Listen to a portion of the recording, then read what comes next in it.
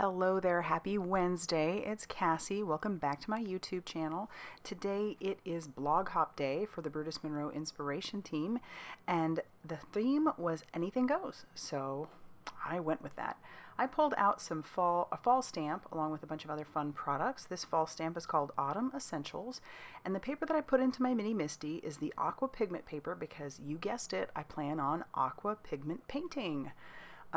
So I'm just lining up the pumpkin stamp inside of my Misti. I want to try to get this lined up so that I can just flip my card over or turn it basically, and I can stamp that pumpkin on the bottom as well. So then I have a nice upper border and bottom border. So I'm inking that up with my Raven Detail ink. This ink is good for alcohol ink markers, and it's also good for watercoloring because it's waterproof. So I've stamped it out a couple times on the textured side because I just love the texture of this paper. And then I flip it around, turn it around so that I can stamp it again. And this way I've got a top and a bottom. And I'll stamp that out a couple times just to make sure that I have that good and stamped out. Now you'll notice that this stamp has a little bit of yellow staining. That has nothing to do with the stamp. It has everything to do with the fact that I tried to stamp it out on a previous project using a yellow archival ink. So that is why that stamp is stained, and staining doesn't bother me. So there you go, little tad bit of info on the side there. I'm stamping out the Hello Fall sentiment in the center, and then we're gonna get ready to start painting. I've pulled out my Waffle Flower Water Media Mat, and I like this because it has the nice little wells that I can put my aqua pigments in. It's perfect for those. And I'm grabbing various colors of my aqua pigments. I still haven't quite figured out the best, like amount to put out, but there's so much in these bottles. You're going to have these for a long time. And they're beautiful and fun to color with. So I've pulled out that top one is coral. The next one is yellow orange. The next one would be a blue green, and then the yellow green, and that one I just put down is brass. So that one comes from their metallic line, and I just love their metallic line. Now I'm taping this down onto my Waffle Flower Media Mat because I do want to use a fair bit of water. I'm trying to get an organic look. I do end up helping it along a little bit, but in order to do that, I want to have some wet on wet. And so I used my 1/2-inch flat silver black velvet brush just to lay down a little bit of water. And now I'm grabbing out my Escoda brush. This is the number 6. This is my Escoda water brush. I love these. They're travel brushes. I got these for my birthday from my husband. And I love painting with these.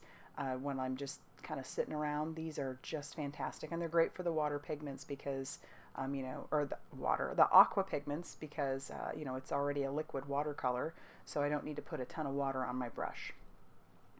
And so this is what I meant by trying to get an organic look. Because I put down some of that water, I am getting some of that pigment to flow outside of the image itself. And yes, as you see, I'm kind of helping it along. But that water will kind of pull that color, and then it'll kind of get it to travel a little bit. But again, I'm trying to help it along, sometimes sticking my brush inside of my clean water and kind of pulling that color out just a little bit. If I find that there are places that I don't want the color, I can put down some clean fresh water and then kind of wipe that up with my microfiber cloth. But now I'm putting in some of that coral. So I tried just with the full strength of the coral, and it ended up being a little too pink.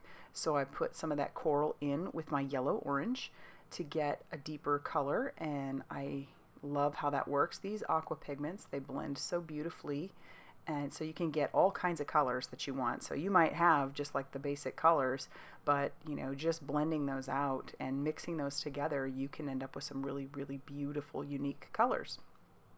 So what I'm doing on the top is the same thing that I'm doing down on the bottom, and I'm, putting in my shading where I think that the shading might be. I don't really have a light source since we've got pumpkins on the top and pumpkins on the bottom.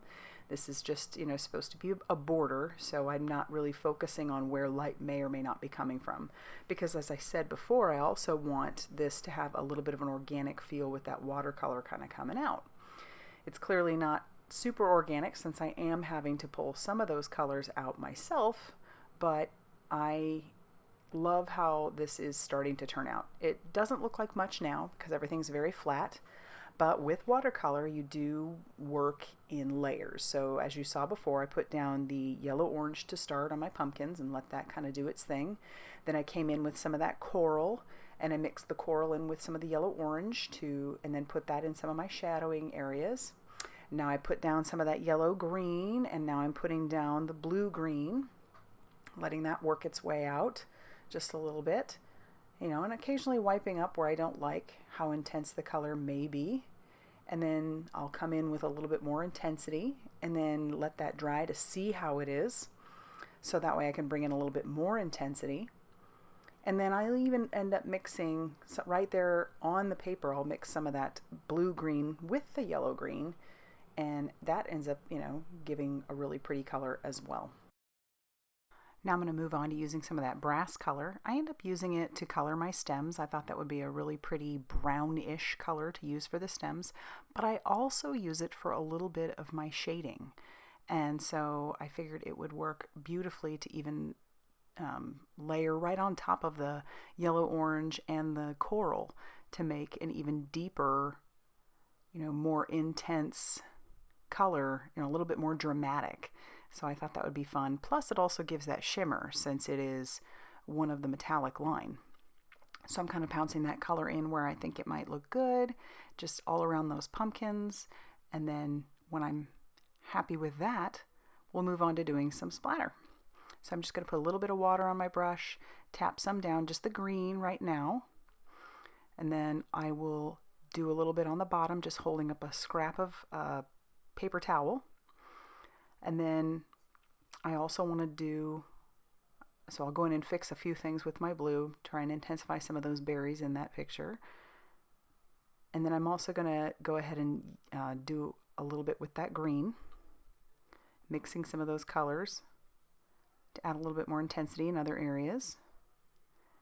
And then I'm going to splatter with the brass, because I just couldn't help it. There's just something about the splatter, especially when you already have watercolor lines going all over the place. I'm cutting down some of the orange glitter stock, so this is going to cover the whole front of an A2 size card, and I did trim down my watercolor panel, but now what I'm doing is I'm cutting the center out of my glitter stock. I just couldn't bring myself to use that whole chunk of paper and have that little chunk on the inside. I could use those for other things.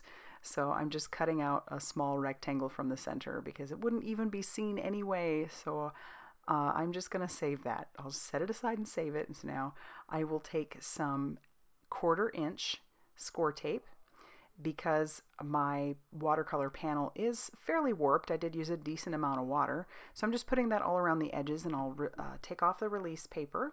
And this way it will stick to the glitter stock really nicely. Typically I would probably use like a liquid glue, but in this case, because my paper was so warped, I decided to just go ahead and use the score tape. My card base is the lunch bag cardstock from Brutus Monroe, and I cut it down to 4 1/4 by 11 inches and scored it at 5 1/2 inches. And then once again, I'm also going to use that score tape all over the back of this, because now we're talking, you know, with the Glitterstock, which is a fairly heavy cardstock, along with the Aqua Pigment paper, you know, we've got a lot of thickness going on here. So I'll just peel all that backing paper off, which always makes me nervous to use when I'm talking about a card base, because then I don't have a lot of wiggle room, or any at all. So I'll just start in the corner and then work my way down. And I really love the way this looks, but as my stepdad would say, I feel some Nuvo drops coming on. So I've pulled out the mustard gold Nuvo drops, and I'm just going to put a few of those next to the Hello Fall. It just needed a little something something there. So I've just got a couple drops, 2 in the upper left, 3 in the lower bottom, or lower right. I'll tap those down to make them look a little bit more like enamel dots, and that's going to finish off this card. So as I said before, this is a part of a blog hop, so I'll have the link to my blog down below in the description box, along with all the products that I used. So head down there, check out my blog, and that way you can hop along and take a look at what all the inspiration team has been up to. You don't want to miss anything. So if you liked this video, like it, and if you haven't subscribed, please do so. And as always, thank you so much for stopping by.